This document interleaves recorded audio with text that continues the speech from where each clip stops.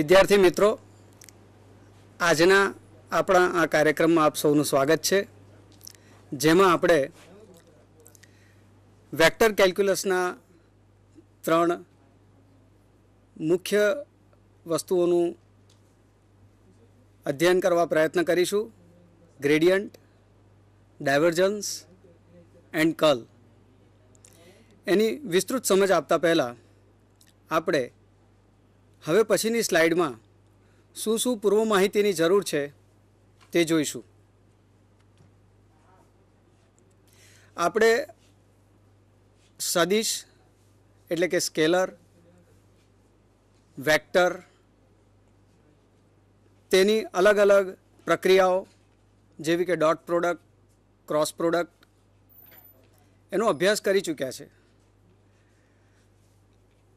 આ સદિશને દર્શાવવા માટે ત્રિપરિમાણનો ઉપયોગ થાય છે. અત્યારના સંદર્ભમાં આપણે ત્રિપરિમાણને ધ્યાનમાં રાખીને સદિશ પરથી અને અદિશ પરથી ક્ષેત્ર કેવી રીતે બને છે તે વિશે માહિતી મેળવીશું. ક્ષેત્ર એટલે અહીંયા આપણે જેને કહીશું ફિલ્ડ. એક્ઝામ્પલ તરીકે ઇલેક્ટ્રિક ફિલ્ડ, મેગ્નેટિક ફિલ્ડ વગેરે.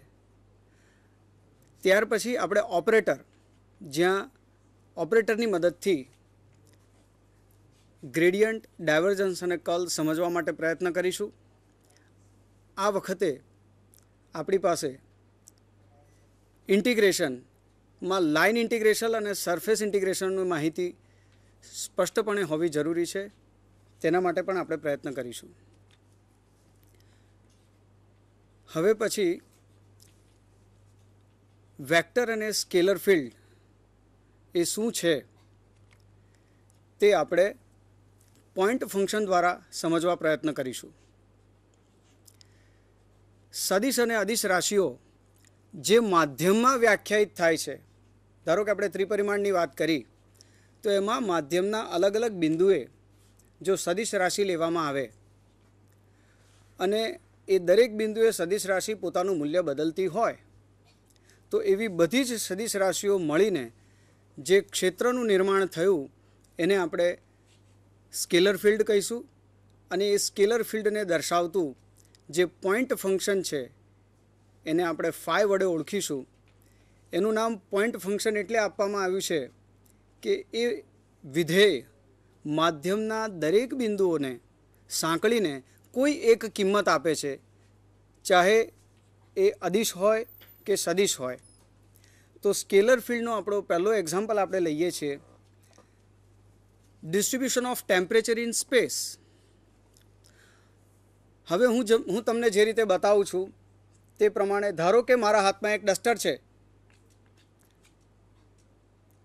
એ ડસ્ટરમાં જો હું કોઈ એક છેડેથી તાપમાન આપવાનું શરૂ કરું તો શું થશે?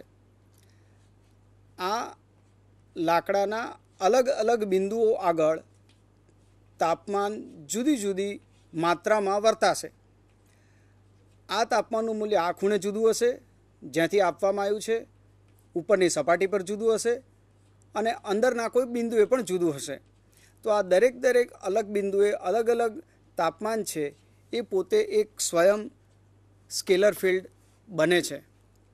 એ પ્રમાણે જો કોઈ પાણીનો પ્રવાહ લેવામાં આવે અને એ પ્રવાહના દરેક અલગ અલગ બિંદુઓ પર તમે સદિશને દર્શાવો તો એ સદિશ થઈ જશે તમારું વેક્ટર ફિલ્ડ. તો આ પ્રમાણે આપણે વેક્ટર ફિલ્ડ અને સદિશ ફિલ્ડ વિશે માહિતી લીધી. આ વેક્ટર ફિલ્ડ અને સદિશ ફિલ્ડ સાથે સંકળાયેલી 2 રાશિઓ સાથે આપણે ચર્ચા કરીશું. ધારો કે આપણી પાસે ત્રિપરિમાણમાં વેક્ટર એ અને બી છે. બંનેના 3 કોમ્પોનન્ટ છે, એક્સ દિશામાં, વાય દિશામાં, ઝેડ દિશામાં, જે સ્મોલ આઈ, સ્મોલ જે અને સ્મોલ કે વડે દર્શાવેલા છે. 2 સદિશનો અદિશ ગુણાકાર એટલે કે જેને ડોટ પ્રોડક્ટ કહીએ છીએ A X B X plus A Y B Y plus A Z B Z વડે દર્શાવવામાં આવે છે. એવી જ રીતે જ્યારે 2 સદિશનો cross product A cross B એ ડિટર્મિનન્ટ એટલે કે નિશ્ચાયક વડે દર્શાવવામાં આવે છે. ડિટર્મિનન્ટની પહેલી રોમાં એકમ સદિશ આઈ, જે અને કે છે, જ્યારે એની બીજી અને ત્રીજી રોમાં વેક્ટર એના ઘટકો છે અને વેક્ટર બીના ઘટકો છે. સદિશ વિશેના આટલા જ્ઞાન પછી આપણે એનો વેક્ટર કેલ્ક્યુલસમાં કેવા પ્રકારનો ઉપયોગ કરવા માંગીએ છીએ એની માહિતી આપણને જમણી બાજુ જે ઉપર ફિગર છે, આકૃતિ છે, એનાથી સ્પષ્ટ કરી શકાય છે.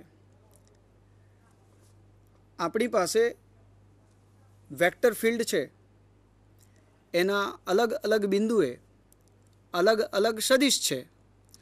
હવે જો આપણે એ માધ્યમના બે બિંદુ P1 અને P2 વચ્ચે કોઈ એક પથ ઉપર સદિશનું મૂલ્ય અને તે પથના દિશા અને માન બંને જો ગણતરીમાં લઈએ તો આપણને જમણી બાજુ જે ઇન્ટિગ્રેશન લખેલું છે,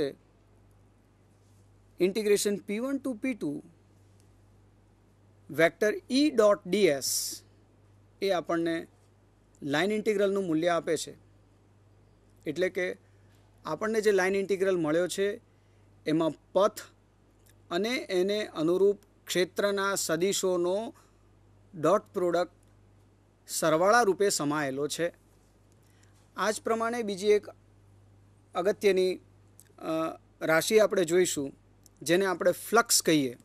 એ સમજવા માટે નીચેની આકૃતિ છે, જેમાં એક બંધ વિસ્તાર છે, એક ક્ષેત્રફળ છે.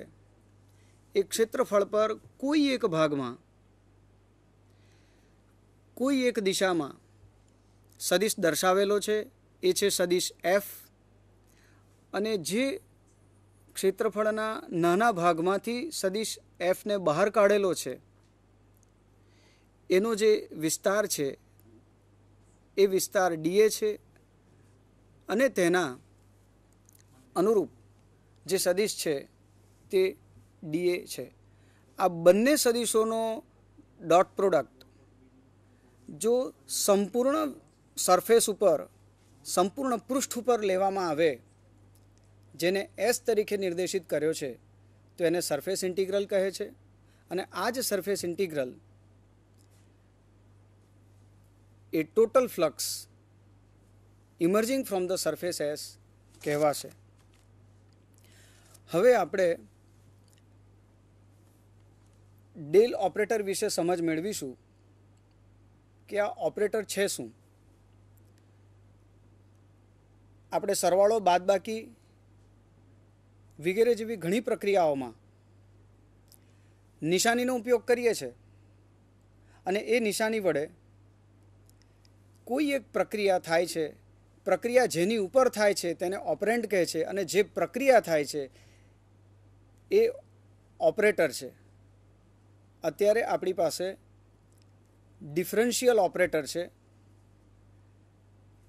તમે જોઈ શકશો કે તેના 3 ઘટકો છે,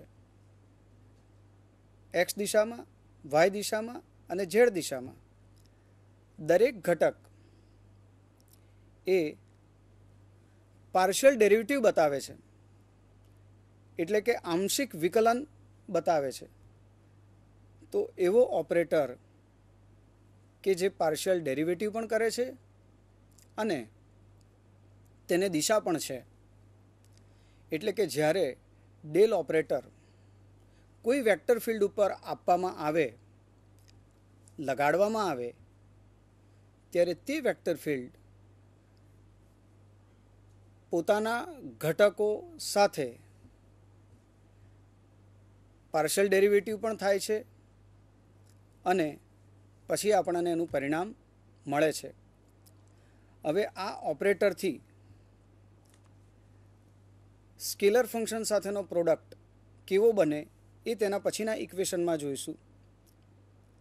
આપણે જે સ્કેલર ફંક્શનની વાત કરી એ ફંક્શન ત્રિપરિમાણમાં છે અને તે માત્ર મૂલ્ય ધરાવે છે. દરેક બિંદુએ ફંક્શન અલગ અલગ મૂલ્યો ધરાવે છે. આ ફંક્શન પર જ્યારે ડેલ ઓપરેટર લગાડવામાં આવે ત્યારે આપણને 3 ઘટકો મળે છે, 3 દિશામાં, અને દરેકનું એક મૂલ્ય છે. આમ ડેલ ઓપરેટર અદિશ ફંક્શન ઉપર લાગવાથી જે પરિણામ મળે છે તે સદિશ છે. આને આપણે ગ્રેડિયન્ટ કહીશું. ત્યાર પછી બીજો એક પ્રકારનું ગુણાકાર જે છે ડેલ ઓપરેટરનો સદિશ સાથેનો અદિશ ગુણાકાર. તો અત્યારે આપણે વેક્ટર ફિલ્ડની વાત કરીએ. ધારો કે રિજિયન ઓફ સ્પેસમાં અલગ અલગ પોઈન્ટ એક્સ વાય ઝેડ ઉપર અલગ અલગ સદિશ વ્યાખ્યાયિત થયેલા છે. આ સદિશના મૂલ્ય અને દિશા જુદા જુદા છે. હવે જો આપણે એ સદિશને ડેલ ઓપરેટર સાથે ડોટ પ્રોડક્ટ કરાવીએ તો પરિણામી સદિશ આપણને મળશે, પરિણામ મળશે આપણને સદિશ અદિશ, અને તેને આપણે દર્શાવીશું curl F X by curl X વત્તા curl F Y by curl Z વત્તા curl F Z by curl Z. તો આ પ્રમાણે 3 સરવાળાના પદો આપણને જે અદિશ મૂલ્ય આપ્યું તે થશે ડાયવર્જન્સ, જે આપણે આગળ જોઈશું. ત્યાર પછીનું એક સદિશ પ્રોડક્ટ લઈએ કે ડેલ ક્રોસ એફ. જેવી રીતે એ ક્રોસ બી લઈએ છે એવી રીતે ગણિતના અંદર આ એક અનુરૂપતા છે, એનાલોજી છે કે જે પ્રમાણે આપણે ડેલ ઓપરેટરનો એફ વેક્ટર સાથે, વેક્ટર ફંક્શન સાથે ક્રોસ પ્રોડક્ટ લઈ શકીએ છીએ, જે આપણે ડિટર્મિનન્ટમાં જોઈ શકાય છે. હવે ગ્રેડિયન્ટની આપણે વિસ્તૃત સમજ મેળવવા માટે પ્રયત્ન કરીએ કે ગણિતની દ્રષ્ટિએ એને આપણે 3 દિશામાં ડેરિવેટિવના સ્વરૂપમાં વ્યાખ્યાયિત કર્યો છે. એનો અર્થ કે જે સ્કેલર ફંક્શન વડે ગ્રેડિયન્ટ મળે છે એ સ્કેલર ફંક્શન તમારું માધ્યમના દરેક બિંદુએ વ્યાખ્યાયિત થતું હોવું જોઈએ અને એની ડેરિવેટિવ પણ મળતી હોવી જોઈએ. હવે આ ગ્રેડિયન્ટ શોધવાથી કેવા પ્રકારનો સદિશ બને છે એ આપણે નીચેના મુદ્દામાં જોઈએ. તો એ સદિશની પોતાની દિશા, જે દિશાની અંદર સ્કેલર ફિલ્ડનો મહત્તમ ફેરફાર છે એ હશે, અને તેનું મેગ્નિટ્યુડ મહત્તમ ફેરફારના દરના મૂલ્ય જેટલું હશે. એટલે કે એક્સ દિશામાં થતો મહત્તમ ફેરફાર વત્તા વાય દિશામાં થતો મહત્તમ ફેરફાર વત્તા ઝેડ દિશામાં થતો મહત્તમ ફેરફાર, અને એને કારણે જે પરિણામી ફેરફાર મળે છે તે આપણને ગ્રેડિયન્ટ દ્વારા મળતો મેગ્નિટ્યુડ થશે, માન થશે. હવે પછીની સ્લાઇડમાં આપણે ગ્રેડિયન્ટને વાસ્તવિક સ્વરૂપમાં જોવા માટે પ્રયત્ન કરીએ. જેમ કે મેં શરૂઆતમાં વાત કરી કે કોઈ એક માધ્યમ છે અને એક છેડેથી એને ગરમ કરવામાં આવે છે, તો તાપમાન દરેક બિંદુએ જુદું જુદું જોવા મળે છે. એ પ્રમાણે માનો કે કોઈ એક કેન્દ્રમાં થી બહાર તરફ તાપમાનનું પ્રસરણ થઈ રહ્યું છે.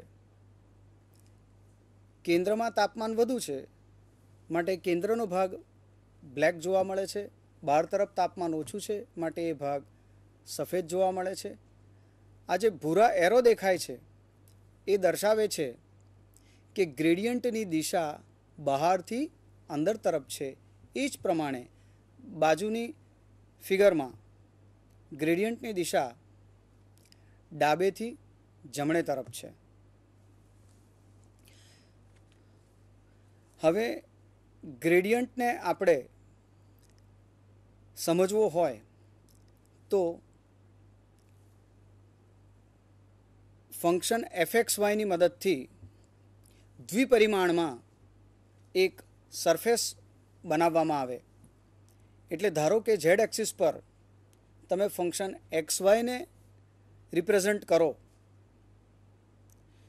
તો તે વખતે જે કર્વડ સરફેસ મળે છે એ મુજબ ગ્રેડિયન્ટની દિશા કઈ હોઈ શકે? તો આકૃતિ પ્રમાણે એકદમ સ્પષ્ટ છે કે વચ્ચેના ભાગમાં સરફેસ દબાયેલી છે અને પછી ધીરે ધીરે સરફેસ ઊંચી થાય છે. એનો મતલબ કેન્દ્રથી બહાર તરફ એનો સ્લોપ ઝડપથી બદલાય છે. જે તરફ ઝડપથી બદલાય છે એ તરફ એક્સ વાય સમતલમાં ગ્રેડિયન્ટની ડાયરેક્શન એરો દ્વારા બતાવેલી છે.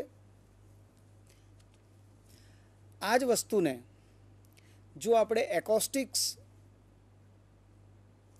વેવ્સ દ્વારા જોવા પ્રયત્ન કરીએ તો માની લો કે આપણી પાસે સાઉન્ડ વેવ્સનું પ્રસરણ અલગ અલગ સેકન્ડે થઈ રહ્યું છે. પહેલી સ્લાઇડમાં 0 સેકન્ડે ધ્વનિના તરંગો એક પ્રકારે ગોઠવાયેલા છે. ત્યાર પછી 2 સેકન્ડ બાદ આ તરંગો પોતાના વલયો બદલે છે. 4 સેકન્ડ બાદ ફરી પોતાના વલયોની સ્થિતિ બદલે છે. આ પ્રમાણે જોઈ શકાય છે કે કઈ દિશામાં વલયો ઝડપથી બદલાય છે એ દિશા દર્શાવે છે કે સાઉન્ડ વેવ્સ દ્વારા ઉત્પન્ન થયેલો ગ્રેડિયન્ટ કઈ દિશામાં છે. હવે આપણે પ્રણવ વકીલ સાહેબ પાસેથી ગ્રેડિયન્ટ વિશેની માહિતી મેળવવા માટે ઉદાહરણ રૂપે જાણવા પ્રયત્ન કરીશું. નમસ્કાર મિત્રો. જેમ ડૉક્ટર બાલકૃષ્ણએ આપણને ગ્રેડિયન્ટ વિશે ખૂબ સારી સમજ આપી, હવે એને મેથેમેટિકલી થોડું સમજવાનો પ્રયત્ન કરીએ. પહેલી લીટીમાં આપણે જોઈ શકીએ છીએ ફંક્શન ફાઈ, જે એક સ્કેલર ફંક્શન છે, x2y પ્લસ xz. આપણે આ ફંક્શનનું ગ્રેડિયન્ટ ફાઇન્ડ કરવાનું છે એક પર્ટિક્યુલર બિંદુ ઉપર 1,